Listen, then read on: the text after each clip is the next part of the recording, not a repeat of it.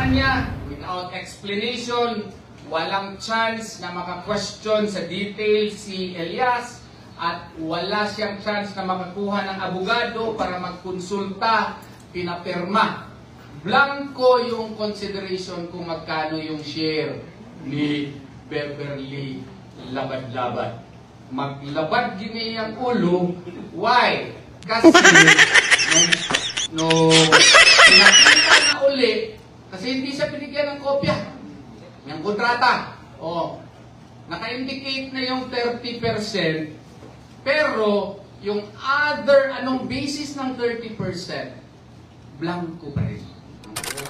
Kung anong corporation na itayo niya later, maski wala siyang contribution, 30% pa rin ang kanya at bilihin niya 50 pesos per share. Mas barato pa ang suka sa mong silingan kaysa sa iyahang share sa pagpalit sa corporation.